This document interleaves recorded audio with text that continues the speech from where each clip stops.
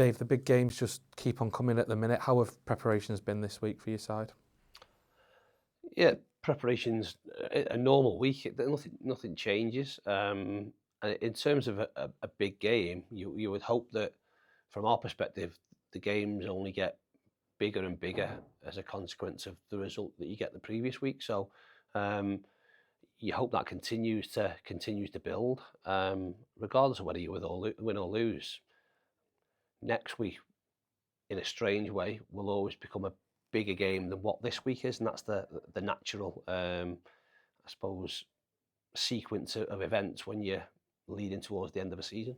And you want that, don't you? These are the games that you want to be involved in at this stage of the season. Of course you do, because it's what you hope for at the start of the season. You put all plans in place for that to be the case, and you want to try and build momentum and build form in order to come into these games trusting and knowing what you're doing, what you need to do in order to win football matches, and that's certainly been the case, and hopefully that continues.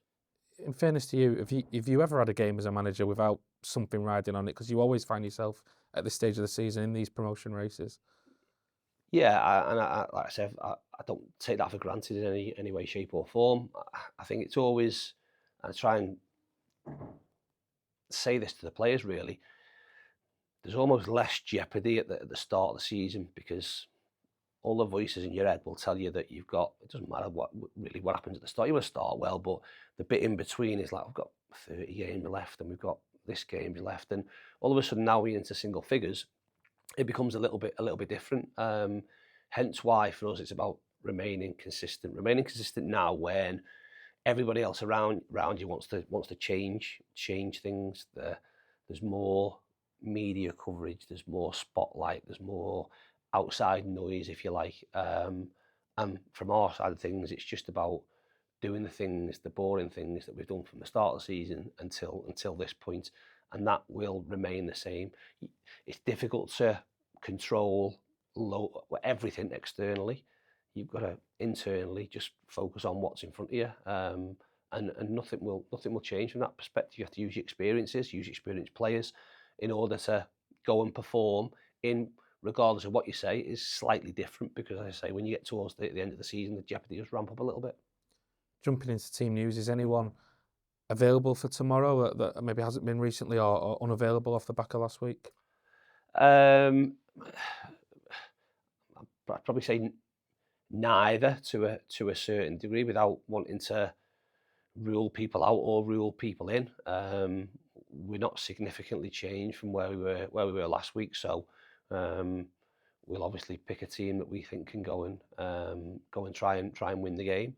We're certainly probably not in a position where there's players that weren't involved last weekend. I mean, Fraser and Powley have trained but not played any games as of yet, and I suppose that's the next stage for them. Some of the lads that were on the fringe of the squad played in a game this week, which has got them some more minutes. So we've got to make sure everyone's ready for a given time and a given date in order to impact the squad when they need to impact the squad. But I don't want to, like I say, not that I'm not wanting to give too much away, but give loads away by saying he's available, but would be pretty similar to where we were last weekend. Has there been a verdict on Macca's injury that kept him out last week? As I said after the game, I would be, what's the word, delighted if we saw Macca again this season. I think it's going to be like I say, it's not a ridiculously long-term one, but we're ultimately not far away from the end of the season. So in order to turn around this Elias injury and get him back up to speed and back involved becomes a race against time. And then even if it is a race against time, what's the risk involved in doing that? So we'll treat him as we would any other Elias injury at this part of the year. And if things, human body's very strange, and some people will improve and heal quicker than others. If that's the case, then brilliant. But I suppose from my side of things, I'm preparing that isn't going to be the case, and we have to look at, I suppose, what's further down the line and what's next, and take Macca's welfare into that. Clean sheets in your last 2 games now. I think we've spoken about the defence a lot recently, including obviously Brad Hills and Ethan Pye. But behind them, how pleased have you been with Corey's form since his reintroduction to the team? Yeah, as you would be, you're delighted, absolutely delighted, because I suppose over the course of the season, there's always going to be doubters. Corey's had doubters. People will have doubted why we brought Brad in January in terms of adding to our defensive numbers. But I think if you do want to silence or quieten any outside noise, then ultimately the players need to go and perform, and they've done that, which is huge credit to them. I think as a defensive effort, we're very much attack as a team, defend as a team, and I think that was epitomised last weekend at Bolton, with the last 10 minutes being pretty much a siege on our goal, and us having to really dig in and make blocks and get round each other and do the dirty stuff in a football match that really resulted in Corey making one decent save when we switched off slightly, and then coming and taking a few crosses that really took the pressure off us, which for someone of his, like say, stature and size is something that as a defender, as a former defender, I really want to see him doing and backing himself to go and ease pressure, which he did brilliantly, especially at the back end of the game when, as I say, there's more jeopardy on it, because one mistake from him or one mistake from them, more often than not, or can result in an attempt at goal and maybe a goal. So it is challenging at times, but he's come in and done a good job on that defensive unit, as I say, over the course of the season, not just in the last few games, has been really solid.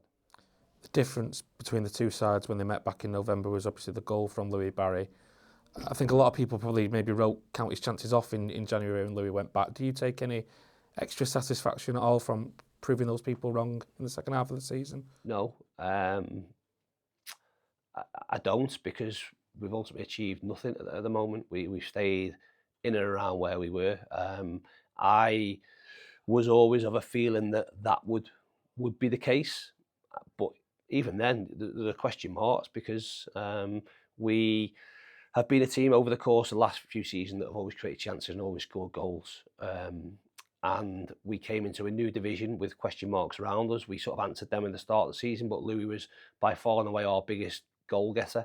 But we'd seen in previous seasons that other players had scored goals, and I felt that could still be the case. I'm delighted that they've proved me right, but they've proved me right without us really doing anything at the moment. We've just stayed where we are. So the ultimate thing for us is to make sure they prove us right over 46 games and beyond, and go and achieve an objective. We've put ourselves in a really good position, but that's all we've done. So that has to continue. We need to be really clinical and really efficient in this part of the season. And if we can have players up the top end of the pitch that are providing goals and goal threats, then that's combined with the defensive stability that you just spoke about, should result in a team that can go and win some games of football and keep ourselves in the mix where we are. It's obviously two teams that know each other really well, having almost grown together over the last couple of years, going up the leagues. Does that, from your point of view, make it any harder or easier as a game to prepare for when two teams do probably have a pretty good idea of what to expect? Not really, because I think the way football works now, in the main, everybody knows everybody. I've watched Wrexham just as much as I've watched Bolton, just as much as I'll watch Burton. So everybody's the same. Everybody knows everybody's players. I think it would be pretty radical for people to be switching philosophies or styles at this part of the season, especially with teams that are and have been successful and put themselves in positions where they're competing. So I wouldn't have thought there would be many surprises from them to us, but also vice versa. Like I say, the players all know each other. The management team and staff all know each other. They know how we play and likewise, and what's been successful over a long period. Be clear, over the last few years. Granted, this year squads have evolved and changed a little bit in terms of personnel, but in the main, I think we know what to expect, just as we do in any other League One game we're going into, and it then becomes around on the day and on the day performance and who can adapt and do what it takes to win a game of football. Yeah, I guess the big change from their point of view has been the forward line. For so long when we went there, it was Palmer and Mullin. At the minute, it's Smith and Rodriguez. Different kind of threats, or like for like from your point of view? How? It still could be Palmer and Mullin. We don't know. They've got seven strikers to pick from, and 7 top strikers that they've invested a lot of money in. Yes, they have evolved from, I suppose, Mullin and Palmer and their goals, and obviously brought 2 players in January, and invested heavily in getting strikers in that maybe score them the goals to get them across the line and get them a third promotion. Different threat, again, a threat.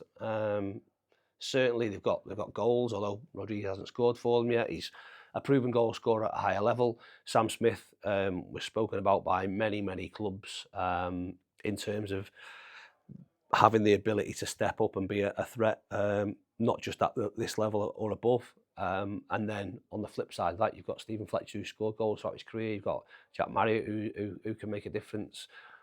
Or Fall, who they invested heavily in from West Brom. They've got loads of attacking threats, plus midfielders that will add to that, and wing backs that will carry a threat and produce crosses and put the ball in the box. So it doesn't matter whether the threat's different. The threat's there. We've got to do is deal with that and trust that we can cope and we can manage that.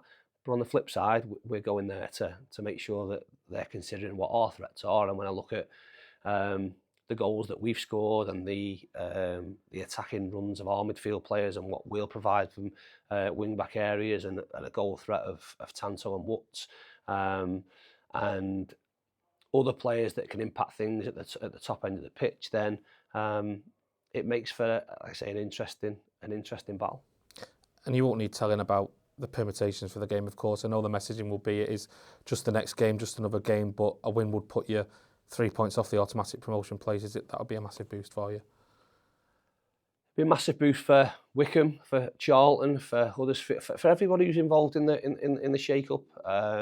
We have a chance, an opportunity against a direct opponent, but on the flip side of that, so the Wrexham. So there are, and there were, coming into this run of games where you play against teams that are around you, opportunities both ways. And it goes without saying, if we can get 3 points, then them top places become, there's certainly more jeopardy involved in what, and you want that to tighten up as best as possible, and then worry what happens further down the line. But it's another game of football. Like I say, regardless of what the result is on Saturday, next week's game will be bigger. Whether we win, lose or draw, next week's game will be bigger, and the game after that will be bigger and more significant. It just so happens that we're playing against a team that we've had a sort of, I suppose, a scrap with over the last few seasons around trying to get promoted and winning championships. And as I said previously, we have to, I suppose, try and rewrite the blueprint and the copybook, and the fact that when we're at Edgeley, we tend to win, and when we're away from home, we tend to lose. And we want to try and stop that if you can. And we know we can, but we know it'll be really difficult to do it. Appreciate your time as always, Dave. Thank you. Welcome. Cheers. Thank you.